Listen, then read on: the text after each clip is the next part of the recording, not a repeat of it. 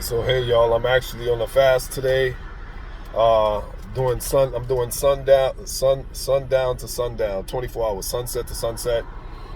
We do from Friday night to Saturday night, 24 hours fasting. And pardon my expression if I look sound a little weak, that's from the result of fasting. But we still cheer ourselves up, right? You know, I just went and got my bean. I cleaned my bean nice and shiny. You know what I'm saying? Still making sure you look fresh, right? Got my clean V-neck tee on, and keeping my spirits up. And I've been reading all day too. I've been studying, reading this right here. It's an old book. It's The Rise. The Rise. I'm almost finished. I'm pretty much at the end right there. You see the marker. I'm at the end. It's called The Rise and the Fall of the Roman Empire. You know, the Roman civilization, how they rose to power and how they fell. So I've been reading that all day, and my fast end at 8 o'clock. It's about 6:40 now, so I got about an hour and 20. Get out of here, Piggy. This is my daughter's dog with me. That's my daughter's little puppy. He with me. So the reason for this video is I figured, you know what, let me share my fast, some of the fasting with you guys and say this.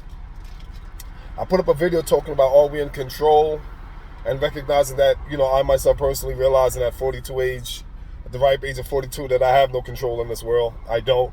And I still stand on that. I don't. And that doesn't make me feel inferior or any kind of awkward feelings, because I understand spiritually what that means. So let me elaborate a little bit more. The only control, if you do want to have the illusion of control and do believe we have control, right? The only control we do have is in instances is micromanaging. For instance, fasting, which is something that I'm practicing. You know, I practice and I'm doing today. When you fast, right, you denying your body, you denying your appetites, you deny your appetites, you deny your carnal nature, you're denying your carnality, your carnal nature, you're denying temporal nature, you're denying mundane nature. All that means is you're denying earthly nature. So in the previous videos, I talk about not having control. When you fast, you take back the control, because here's the thing: men consist of multiple dimensions. We're multifaceted. We're spirit, we're soul, and we're flesh. Our soul and spirit body can't be physically seen with the natural eyes, but our physical body can. You can see the physical body, you can touch it, sense it. So all that is sensational pertains to the physical body. So your soul, your spirit, is within the spirit body, within the physical body, and controlled by the physical body. 90% of our actions are controlled by the subconscious thinking. Subconscious thinking, it's involuntary, and the subconscious mind is controlled by your biology. What I mean by that is, for instance, hunger drive. If you're hungry, you go and eat. Hunger is a stimulant. It motivates you to eat. That motivation is coming purely from your biology. It's not your conscious mind. Your spirit doesn't say, hey, I'm hungry, I want to eat. No, your biology says that. Your physical body, your small and large intestines, your stomach says, hey, I'm hungry, we need to eat. And your physical body carries your spirit to go find food, right? Your spirit doesn't say, hey, I'm hungry, I want to eat physical food. Your spirit has nothing to do with the physical food. Your physical body does. Your spirit doesn't need physical food. Stop. But get back. Your spiritual body does not need physical food. Your physical body needs physical food. So when you get hungry and you say, I'm gonna go eat something, that's your physical body satisfying a drive, which is a hunger drive. Totally natural, nothing wrong with that. When you say you want to smoke a cigarette, when you say you want to drink, when you say you want to do any of these vices, it is not your spirit that is desiring or craving these things. It is your carnal nature. It is the biology. Smoking triggers dopamine in your brain. Dopamine is a chemical which is blended with what's called electricity, which is then termed a neurotransmitter.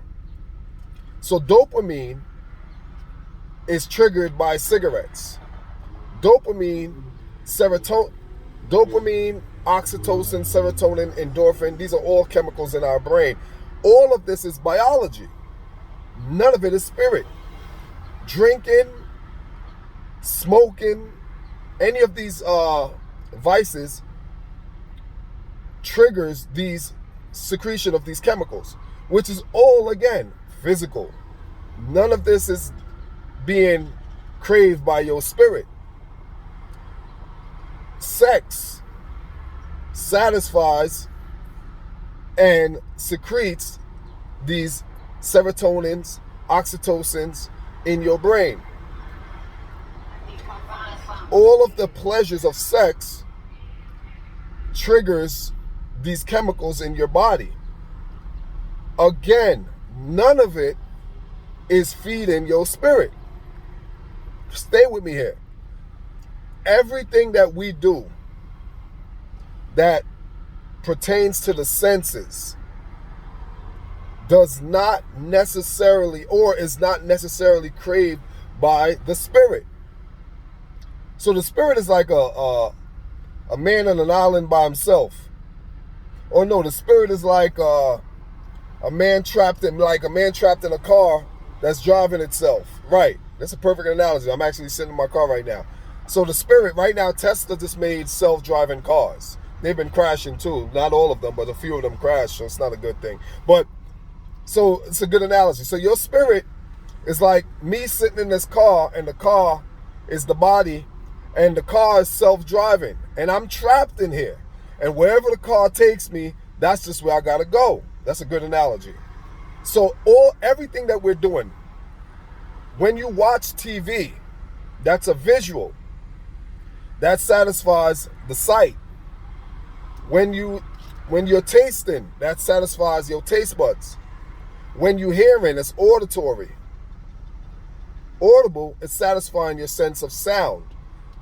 When you feel, again, sensationalism, sensationalizing, you're satisfying the sense of touch. None of this necessarily is being craved by the spirit. Stay with me, I'm going somewhere. The Bible says, I believe it's in Matthew, man shall not live by bread alone. Stop right there for a second. This validates and proves that we do need bread to live. The Bible didn't say man shall not live by bread. It said man shall not live by bread alone. Stick a pin in it. Stop. Pause. Meaning, man ought to live by bread. Bread is literal and metaphoric. Bread metaphorically means everything I just said. Bread covers, categorizes, catalogs all of the five senses. But men are not to live by the five senses alone. That can be rendered or translated that way. Men are not to live by the five senses alone. Men shall not live by bread alone. Then it continues, but by every word that proceed out of the mouth of God. What that means is we ought to live by bread. We ought to live by the five senses. We ought to satisfy. We ought to gratify. We ought to, enjoy the carnalities, the natural things of this life, the mundane, the earthly, the secular. We ought to live by these things, but we are not to live by them alone. So that's an entry or an excellent point for me to segue into my fasting. When we fast, we are denying all of the five senses. We're depriving all of the biological needs. We are denying all of the biological cravings. Now, one could ask why? Okay, easy. The easy answer is self-control. One, you learn self-control. You are learning, you are disciplining your body. You're subjugating the body to the spirit. Because when you fast, you're denying the body to the incorporation of the spirit. So now the spirit is taking over the body, because this is voluntary. You're not being forced into starvation. This is something that you are cognitively and consciously doing and bringing yourself to do. So you're actually empowering your spirit. So when you deny the flesh, when you deny your body of the natural food, something as natural as food, there's natural cravings, what you're doing is you're feeding your spirit now. Now the spirit gets a chance to drive the car, so to speak, proverbially speaking. Now the spirit gets a chance to be in the driver's seat as opposed to being in the passenger or the back seat of the body. So when you learn to deny the flesh, you gratify the spirit. And what this does, it evolves you from mere mortal, from mere man, to a divine being, to a more nobler, higher state of consciousness. You become the chosen one. You become the leader. Because if you can't discipline yourself and lead yourself, then you can't discipline or lead others.